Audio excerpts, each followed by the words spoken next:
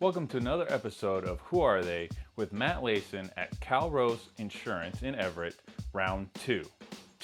In this episode, we talk with Matt about what's going on in the insurance industry and what you can do to save money.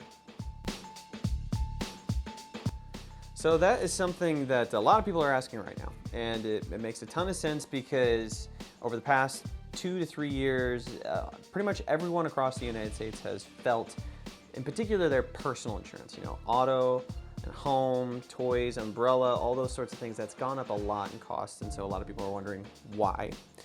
And it's a big answer, and one of the things, the reason why I wanted to talk about this in particular is because a lot of insurance agents, they'll just say inflation. And that feels a bit like a lie. And I know why it feels like a lie, because it's not the whole truth. Yes, inflation was absolutely a part of the reason why costs have gone up, but that's just one out of multiple factors. So first one was understanding what COVID did. COVID caused a lot of supply chain issues in the automotive industry and in the building materials industry, which is the reason why people have seen how much it costs to rebuild their home has gone up significantly. And then and that follows exactly with automotive repair. It was not that long ago, a client was telling us it took them around 4 months to get their vehicle repaired. And this wasn't, the car wasn't totaled. But that's just showing the supply chain pressures that makes claims take a lot longer, which makes cost more money, or the materials themselves cost more money. But so we've already talked about inflation, but the other reason is, this is something that a lot of people don't understand. Insurance companies actually make, in some cases, the majority of their money from investing. And what happened, in particular in 2022, that the markets went absolutely down. The crash, especially with interest rates hiking up so much, it made it so that way insurance companies, where normally they only want a 3 to maybe a 7% profit margin, their losses went up, so that way they were losing, in some cases 10 to, I know of one insurance company that was losing 40 cents on the dollar for every single auto insurance policy they sold here in Washington.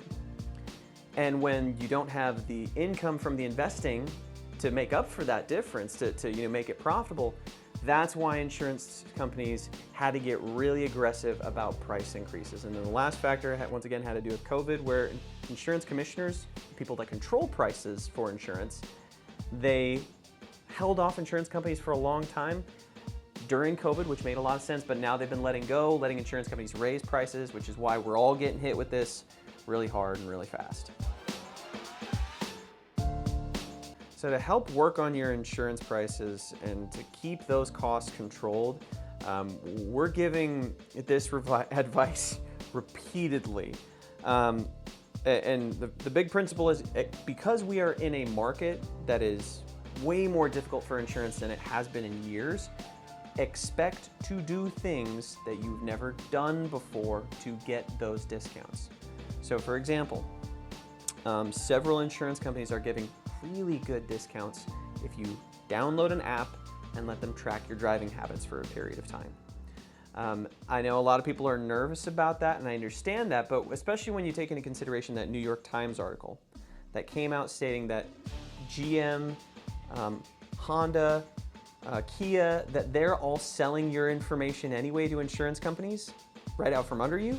Wouldn't it be better to get a discount for that? Because in this case, they're just taking your data. We didn't even know about it until very recently, and they're charging you for it. Whereas if you download the app, you know what's happening, you know when it's happening.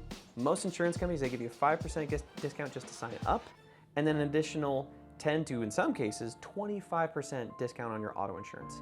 So that's one big one. The second one that you can do to help manage your costs is raise your deductibles. I know a lot of people hate it when I say that, because people don't like the idea of, I have to pay out more, I have to pay something before my insurance company is gonna do something. But it is the only thing that you can control, where you can see very clearly, all right, if I raise my deductible from $500 to $1,000, that gets me this much of a savings every single month. It's something that you really should consider, especially because right now I'm recommending people, you don't file small claims. If that chip in the windshield, for instance, I just paid out of pocket to fix my own windshield because that's how much I believe this. So that way you're not getting a claim on your record to raise your prices. And so that's why deal with the little things on your own, raise the deductibles a little bit higher, save you on monthly costs. And then the last thing that I'm recommending to folks that helps them save money on insurance right now is if you haven't shopped your insurance in a long time, say 3 to 5 years, I'd recommend doing that because a lot has changed in the insurance industry in the past 3 years. And a lot has changed, probably in your life in the past 3 to 5 years.